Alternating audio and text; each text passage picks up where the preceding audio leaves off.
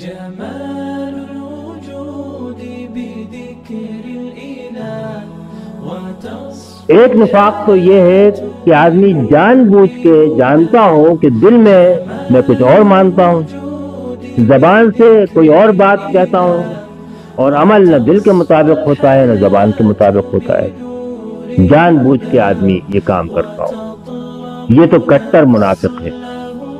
اور شاید ایسے لوگ تو برائے نام تھوڑی پائے جاتے ہیں۔ ایک نفاق یہ ہے کہ اپنی کمزوری کی وجہ سے اور نفس کی خواہشات کی وجہ سے اور دنیا کی محبتوں کی وجہ سے دل میں کچھ اور ہو، زبان پہ کچھ اور ہو اور عمل کچھ اور ہو، اس میں بہت سارے لوگ مبتلا ہو سکتے ہیں۔ اور اگرچہ یہ صحیح معنوں میں تو یہ ایمان کی کمزوری ہے، یہ ضعف ایمان ہے، اور اس کا علاج بھی مشکل نہیں ہے اگر آدمی اپنا علاج کرنا چاہے، لیکن یہ کہ اس کے اندر بہت سارے لوگ مبتلا ہوتے ہیں، کبھی شیطان کے بھلاوے ہوتے ہیں، کبھی شیطان کے دھوکے ہوتے ہیں، کبھی شیطان کے فریب ہوتے ہیں، کبھی شیطان کی ترغیبات ہوتی ہیں، کبھی دنیا کے حالات ہوتے ہیں،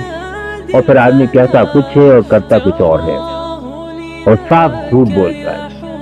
اس لیے منافقت کی جو نشانیاں حدیث میں بیان ہوئی ہیں وہ بڑی واضح اور صاف بیانیاں ہیں کہ آدمی بولے تو جھوٹ بولے۔ اسی لیے ابھی سے دعا پر بھی آپ غور کریں گے تو آپ دیکھیں گے کہ اس کے اندر انہی چیزوں کو لیا گیا ہے جو منافقت کی نشانی ہے۔ بولے تو جھوٹ بولے، اور وعدہ کرے تو توڑے، اور جھگڑا کرے تو فوراً گالی دینے پر اور جھگڑے میں زیادتی پر اتر آئے۔ یہ کہا گیا ہے کہ یہ منافق کی نشانیاں ہیں، اور اگر کسی کے اندر اس میں سے تینوں پائی جاتی ہیں تو پورا منافق،